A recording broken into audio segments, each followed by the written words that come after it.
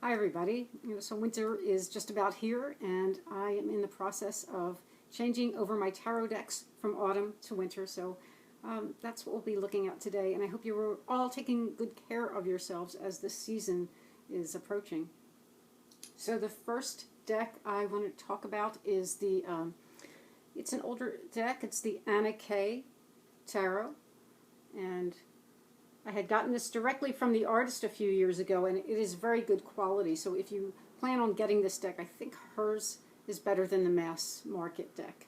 So it feels really good to reconnect with this deck. Let me show you a few images. That is the Eight of Wands. This is really a beautiful deck. The Eight of Swords is absolutely an iconic image. Probably the best Eight of Swords I have ever seen. So you see the woman looking in the mirror at herself, and her image in the mirror is bound and blindfolded. It's fabulous. And I'll show you a few more here. I really do like that some of the cards show people that are a little older than we're used to seeing, such as the Lover's card, where it's an older couple, and that brings such a warmth and a feeling of long-lasting and deep love to this card. And here is the Death card.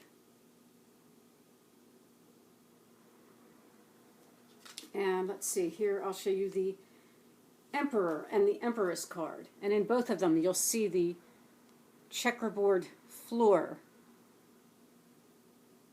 showing that they are in control and in power. See there? Whereas in the King of Swords, he's just, refining and learning the chess game here.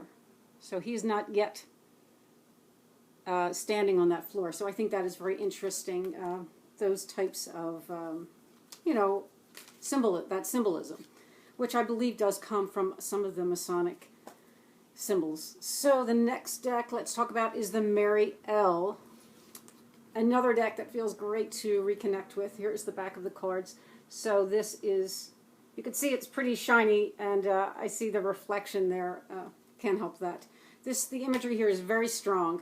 I like this deck quite a bit because it works for me on a lot of levels. Many decks do, I have to be honest. But this can really draw from the intuitive side, or it can be very matter-of-fact. But the imagery is so striking. And it really makes for a unique deck. Here's the Page of Discs.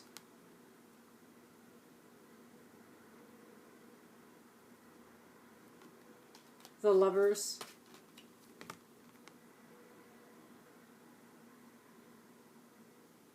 Using the red and white coloring there, very symbolic in that alchemical realm. And here is the Seven of Wands.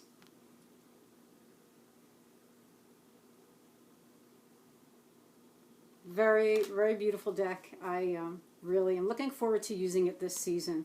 The next deck I'm going to talk about is a deck that I had seen Avalon do a video on this deck last year.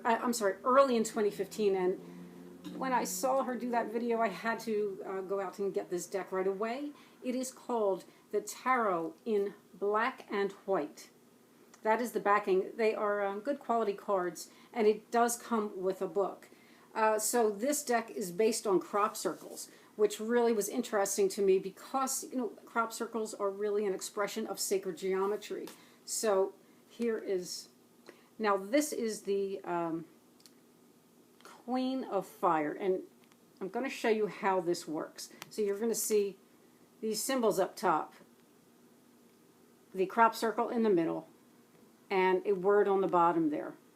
So the book, the deck comes with a book, and it also comes with a little sort of a cheat sheet here to explain the symbols.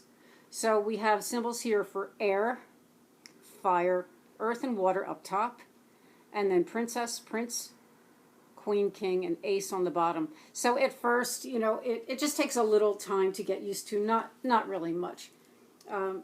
Once you've understood it, then it's easy to read the deck. But when I first got this deck, I spent so much time with the deck. This would be the Five of Water. I spent a lot of time with it, just really studying the images because they're so fascinating. And I find that you really can understand what's being said through these symbols. The next one is the Hermit. And you'll see up in this corner here, in the left-hand corner here, is a moon phase symbol. So all of the major arcana is associated with a moon phase, and that is also in the instructions. And this is Seven of Earth, and it says growth. Okay.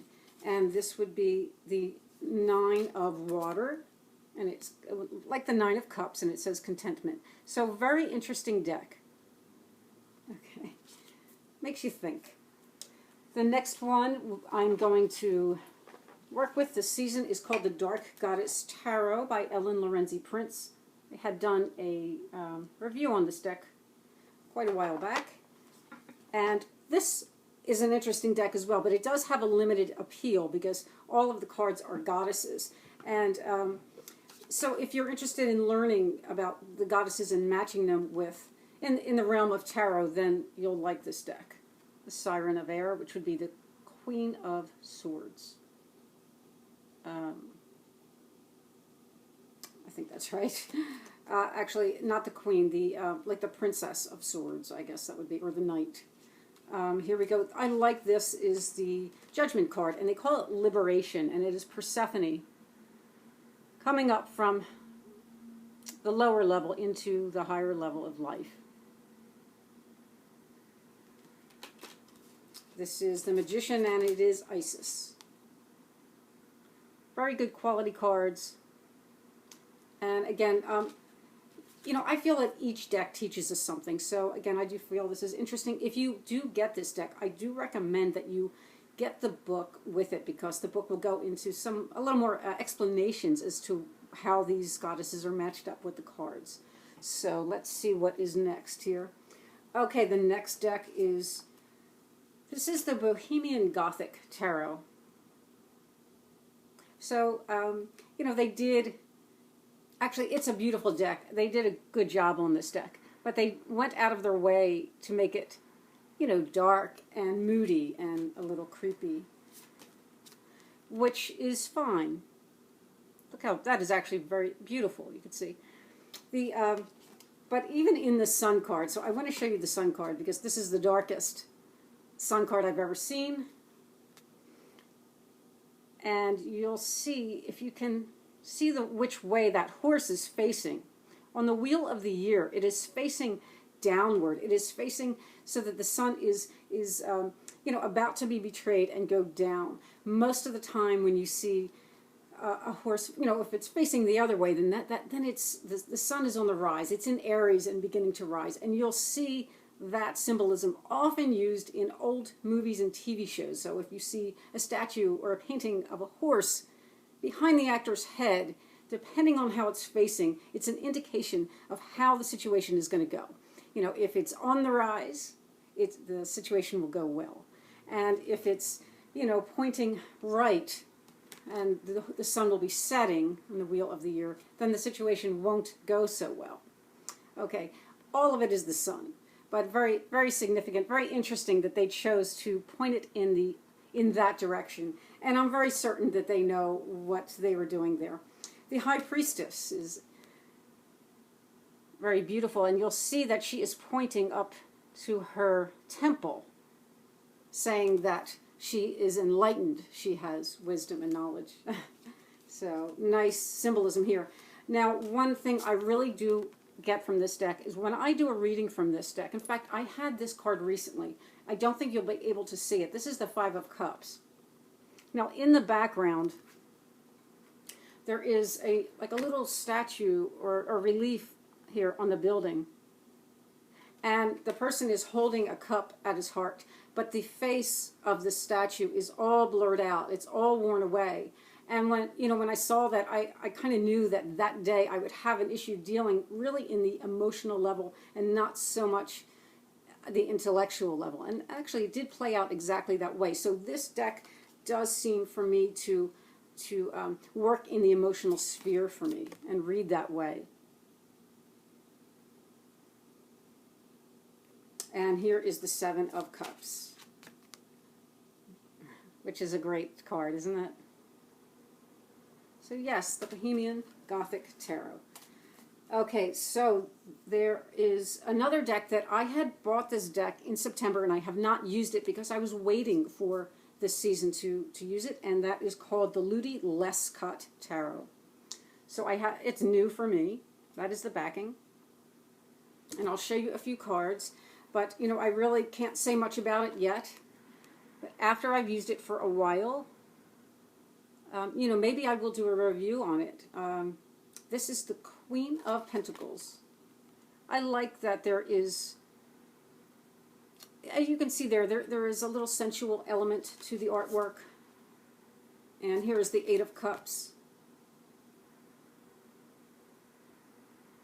So it seems to me, when I started to look through the cards, it seems that there is a story that unravels or that is woven into this deck. And I think that sounds good. And here is the Two of Cups. So I have two decks that were on my, that I have been using through autumn, and I'm not ready to put those away yet. So I'm going to just show you those again. And the first one is the Tarot of the Hidden Realm. This deck, for me, is a very intuitive deck. It's a beautiful deck. And I just really like how it speaks to me personally. The people just seem to be very expressive and come to life in this deck for me. So I'm going to continue through this season with this deck. And there is one other deck that I like so much, and I'm not putting it away. I'll continue using it, and that is the Legrand Circus and Sideshow Tarot by Joe Lee. Now, I had done a review on this deck, but, you know, I had some music playing in the background, and because of that, YouTube did take that video down. So I don't know, I may put a review up again, I'm not sure, but look at the back. I love this. I can't look at this and not smile. It's bright. But Joe Lee did such a wonderful job. Such strong artwork here. Here is the Magician. It's fun and easy to read. I always know what the deck is saying to me, but very interesting as well. Death card. The Knight of Cups.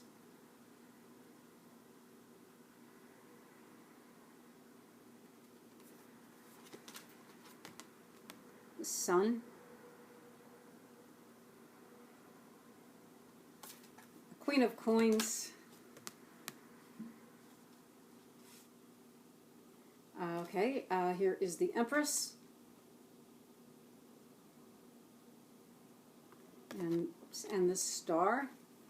So that is my lineup for winter for my tarot decks. I don't include oracle decks when I do these videos because for me the oracle decks I really go in and out of depending on my mood or the situation.